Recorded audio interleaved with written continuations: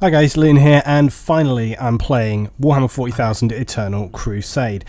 This is a large-scale MMO game produced by Behaviour Interactive set in the 40,000 universe. Obviously this for me is super exciting. I'm a huge Warhammer 40,000 fan, and this game, from the sounds of it, is essentially, try to imagine it like PlanetSide 2, but with Warhammer 40,000. So the concept for it is great.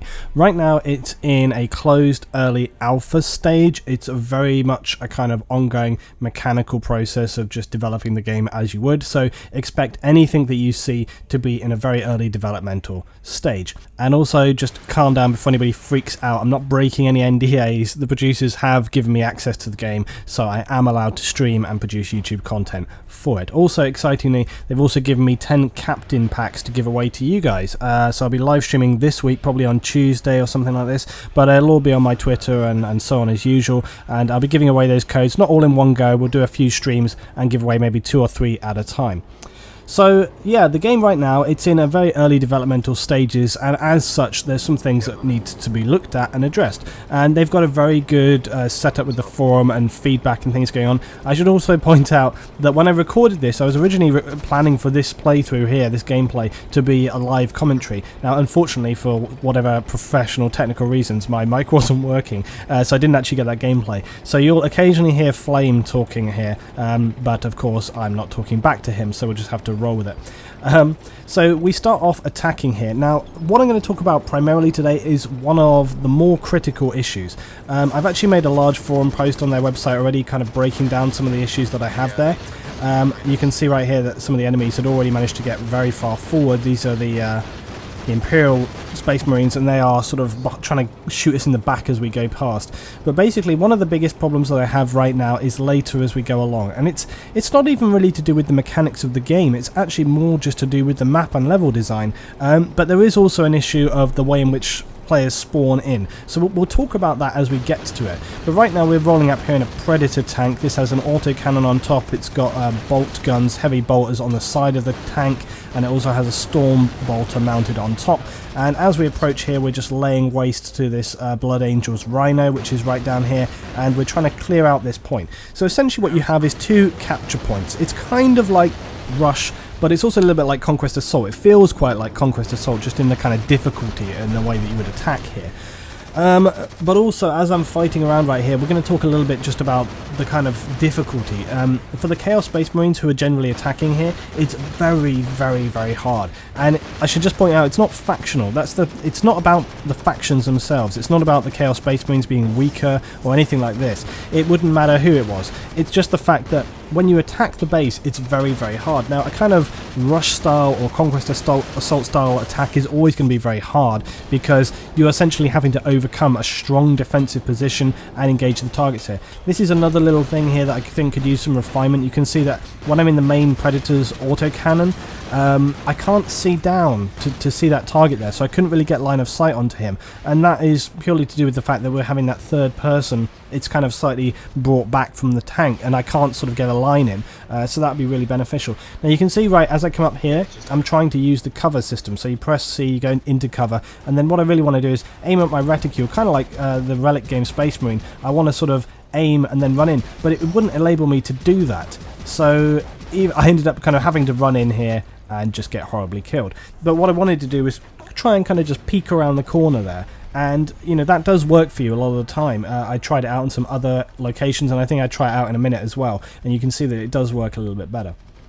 But the main assault, in terms of actually approaching this first line, is generally not the problem. The biggest issue really comes later on, and like Flame said to me, I think the biggest deal really is that this map is designed like a real fortress in many respects, and that actually makes it very, very hard.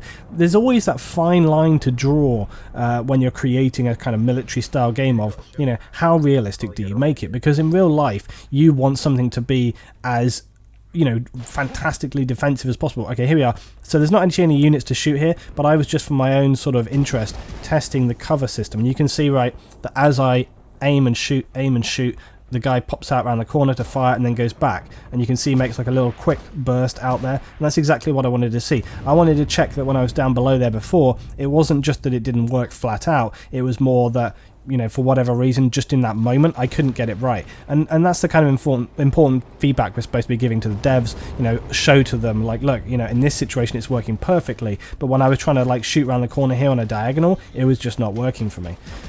So again, we're moving in here and clearing and capping, and you can see right now that we've got quite a few of the guys in here. These are all Chaos Space Marines from my side, and we're basically just trying to hold this position and secure it.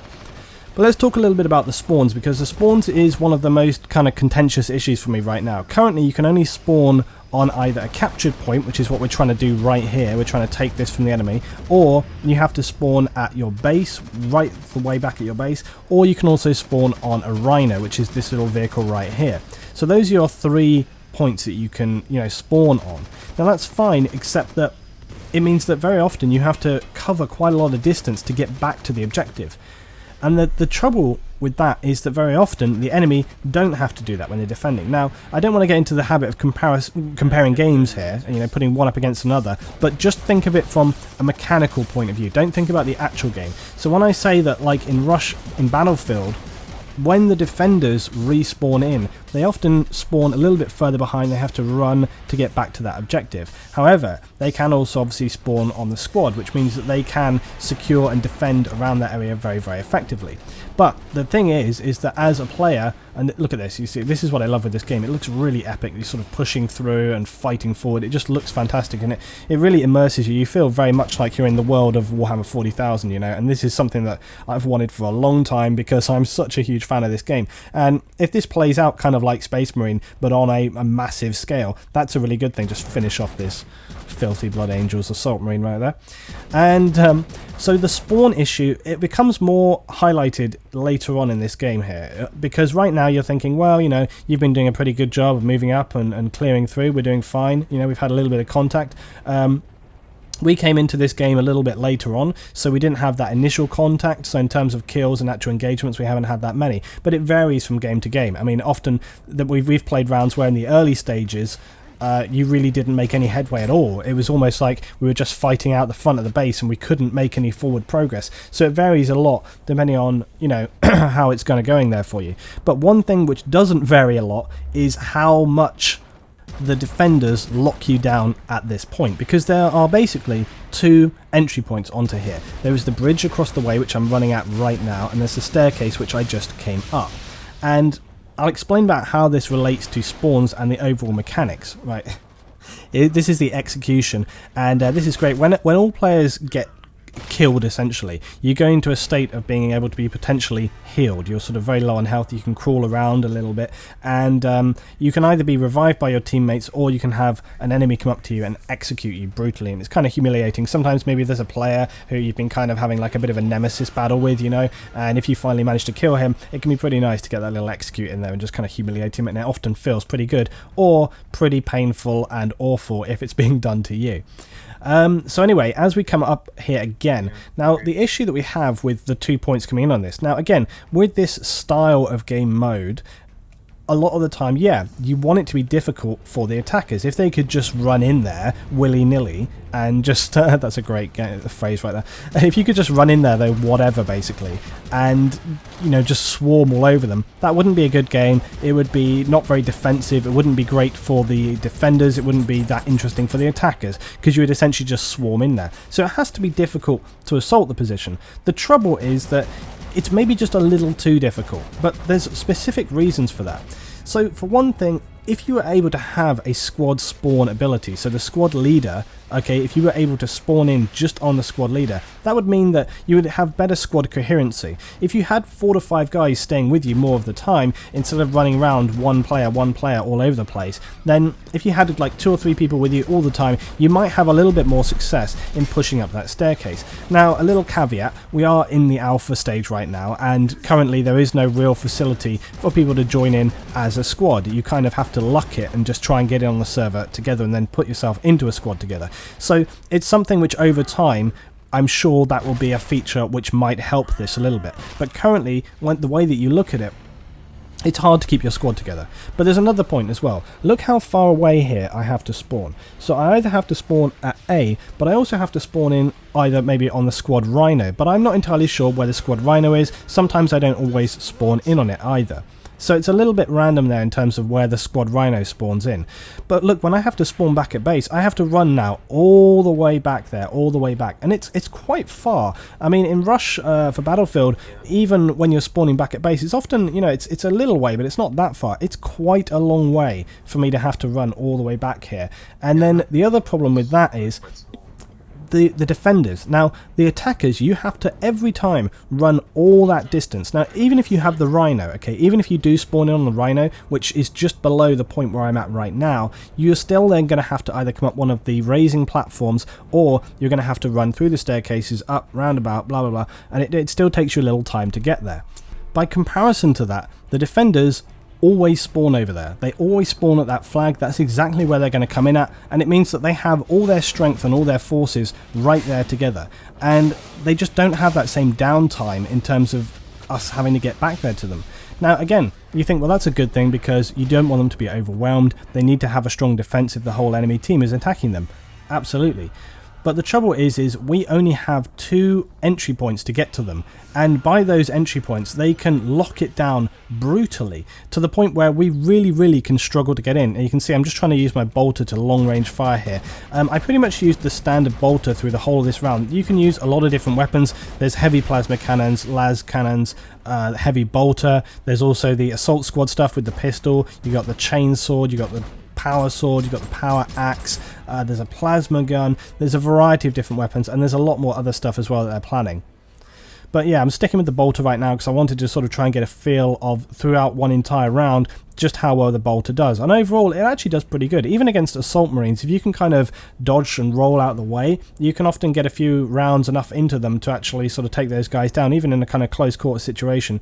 You saw earlier when I was coming up that staircase, I managed to sort of dodge, roll back, still firing on that guy, and managed to take him out.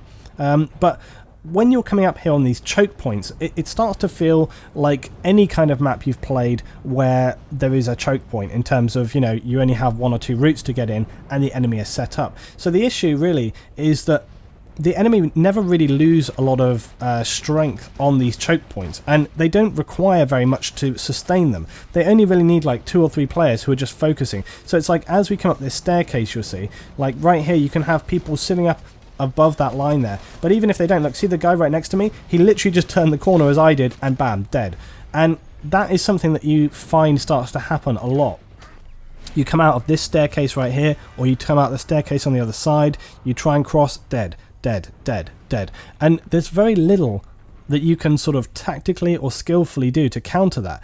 And you think, okay, well, in some situations it might be good to kind of sit back, use a kind of longer range weapon, try and put some fire down onto those guys who are across the way, while maybe some of your other guys push forward here. Yeah, you can try and do that, but they're just going to continually replenish their guys because that's where the team is spawning in. Now again, look, we thought, this is Flame, my teammate right here, and we were like, okay, we'll try and go up the platform to get in here. So instead of using the staircase, we're going to go up through this platform to get in here and see how this fares for us. You know, we had a bit of a rough time before, but it was taking too long, so we were like, okay, let's go around on the staircase route instead.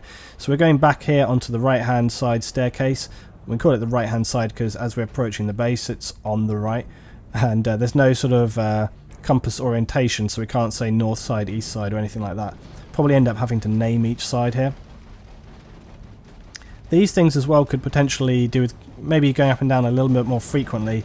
It is actually kind of realistic sort of pace of how often they might go up. Okay, you can see it an assault marine. So you can, again, you see, look, I roll back here on this guy, and I'm just trying to generally dodge and weave away. He ended up jumping off of the edge there.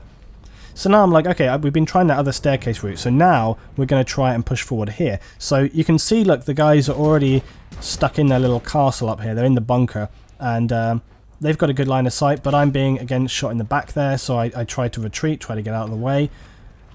And this is the thing, is that as you're attacking, you feel very, very pinned down, and there's almost no cover for you to move up here. There's obviously some little barricades and things, but, you know, realistically, there's not very much you can do. But, you know, as always, I thought, well, hey, I'll give it a go, because I always like to sort of charge forward, and, you know, sometimes if you don't take the lead, nobody does. So it's worth it a lot of the time to sort of try and go forward, and then show to other people, like, hey, come on, let's get in the mix, let's go forward. But I just got killed, so it doesn't always work for you. But here's the other thing.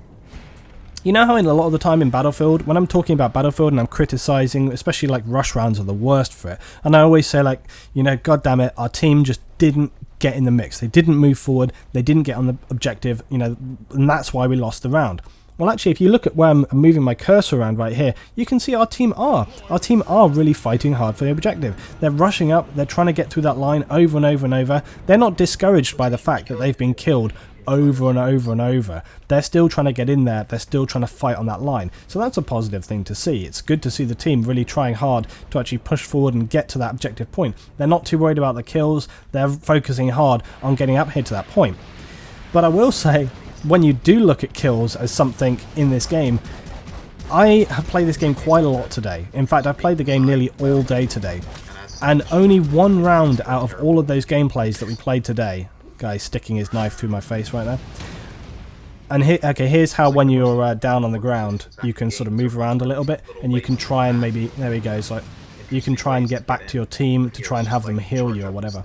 But anyway, so out of all of the games that we played today, only one of those games, out of maybe 10, 15 rounds that I played today, only one of those games was won by the attackers, and I think that gives you some inclination of just how difficult it is to take these positions. And also I should say that I would say probably 75-80% of those rounds we captured this first point, but rarely the second point, and it's all because of the way this focus point works. I think two things are at play here. Really, it's the way in which you spawn, and it's also just, unfortunately, this map's design. And I think you want to say, okay, why are you criticizing a map's layout in the alpha stage? We need to be looking at the mechanics and all this other stuff. We need to look at generally how the game plays, not worry too much about the map.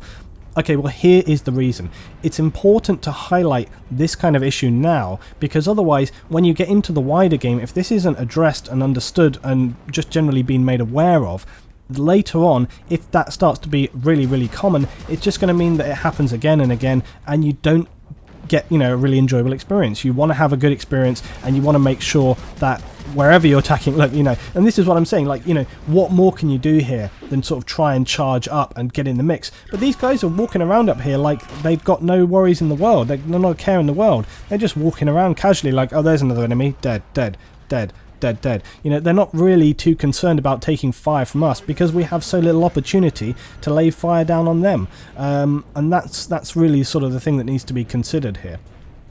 But also, when it comes to spawning and so on. Now again, whether a squad spawn system is correct or not, I don't know. Whether or not a squad leader spawn system is correct, I don't think we want to see a squad spawn system. I think if we were able to see just a squad leader spawn system, I think that would work well. Perhaps it's maybe something which can only be utilized a couple of times, or maybe even, for example, squad leaders have a specific tool which enables them to put down a marker where players can spawn in. I'm thinking of, like, say, Killzone 2 and Killzone 3 there. In Killzone 2 and 3 you could take a class called the Tactician and you could put down essentially a spawn point, and that will enable your squad, or even actually your entire team, to spawn off of that squad point, and that changed up, as you can imagine, the gameplay really dramatically in that game. And I actually think it worked really well. It sounds ridiculously overpowered, but it actually worked well because it enabled players to get in on the action. It meant that if you as a player could stealth through and, you know, penetrate the enemy lines, you could create a spawn situation which would be beneficial to everyone, and, you know, that was a really, really good thing. But just to talk really briefly about KD as well. Now, you guys know I'm not one for being, you know, focused on KD. I actually like to play the objective really hard. I often don't care too much whatever kind of outcome I have there, provided the team overall has won and we feel like we've made a good contribution. But KD can be useful when you look at the team overall. When you look at, okay, what's the kind of ratio on each team? And this is something as well which kind of goes into the fact that there's issues here which need to be looked at, because you'll always expect that the defenders are going to have quite a hard time, as I say, but pretty much every gameplay that we played today, the attackers were going about, I don't know, maybe as high even as 1 to 3 negative. I mean, I'm pretty sure that in some rounds I was going like 1 to 10, other players were doing the same, and, you know, the attackers very rarely were going below a 2 to 1 KD. And this is across many groups of random players put together today. It's not like one team, it's not like we were playing just one round where the teams were the same both sides for the whole time. We were constantly playing a random mix of players. And we found consistently through all of the gameplay that the defenders were having as high as a 2 or a 3-1 KD. We're talking people with like a 30-3 KD or a 10-1, you know, basically dominating. And the attackers were just not having this whatsoever. And that to me signifies an issue. That's an issue that needs to be addressed, because that means that one side is constantly being destroyed and the other side is not. Now we're coming up here to my final attack. You know, we've got 30 seconds and I was like, I've got to make it or not. I'm going to get in there. I'm going to try and get across. I'm using my Assault Marine. I'm using the jump pack to get up there. Trying to get up to the top, trying to get into them.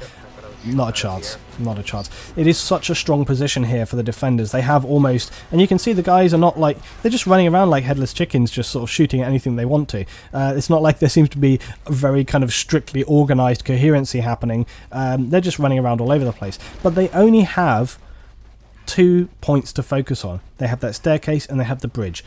And then they spawn right on the thing that they're defending. So it makes it unbelievably easy for them to defend. Now, me and Flame right here were just having a little bit of a breakdown and a discussion about the game after we had played here. And again, I wish that my microphone had actually picked that up so I didn't have to do it all again. But overall, I really like the game so far. I like the melee action. 40k is kind of an interesting one in terms of its shooting versus its melee action. A lot of the time, a lot of the shooters that you will play tend to be very focused on the guns and the weapons, and the melee action is very much just a one knife kill, you know, and it's very quick, it's over very fast. But 40k has always been a game which is about big weapons, lots of different variety of weapons, but then also a lot of stuff with melee, and that's a really interesting combination to have, because what you have to do when you're creating any game around that is you have to obviously balance having, you know, the ranged weapons, but also make the combat interesting in close quarters.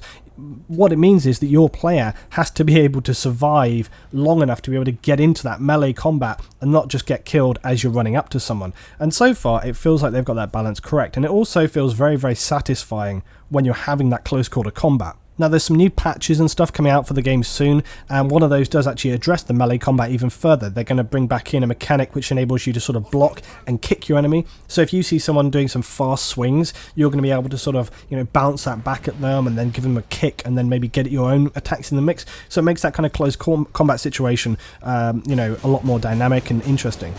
So where are we with the game? I think, you know, that it's got issues, and that's because it's in an alpha stage. There's mechanics and just general things that need to be looked at here.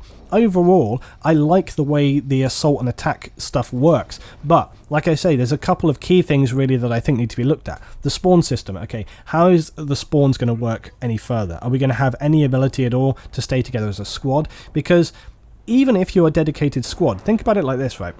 If I'm playing together with 5 friends, one of which is the squad leader, now say I die and the squad leader is up there with the other people, well hey, I can respawn on the squad leader, it keeps our unit together. But if the squad leader dies, well suddenly those guys are isolated out there. If they get wiped out, well they still have to come all the way back to the base. So it's not as if you automatically always get a way of staying out in the field. It's only if you have that option to do so. But here's another thing that's really good in terms of keeping the squad coherency together. Say the squad leader dies and he has to respawn back at the last cap point or whatever, okay? So he starts running. The other team members, maybe they stay alive for like a whole extra 30 seconds, okay? Then they also have to respawn. Now, by that time, the squad leader may have run half that distance back again. Now, if they have to spawn back at the base, they also then are going to have to run all the way back. So it means that the squad is now totally fragmented, okay?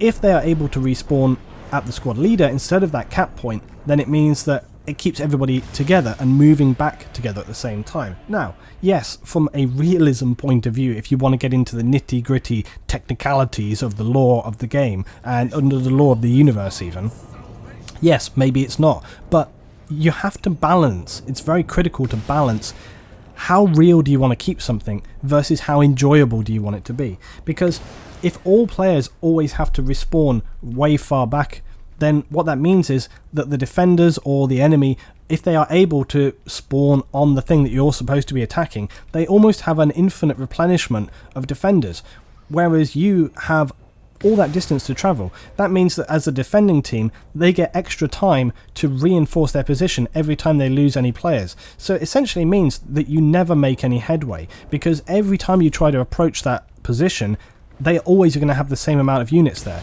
because let's say they take you out but you take them out. Well, it's not as if other players can kind of get in there quickly. The only way you really could take it is by getting all players on the whole team together and sort of bum rushing them in one massive wave, and trying to get that level of coordination is just realistically not going to happen.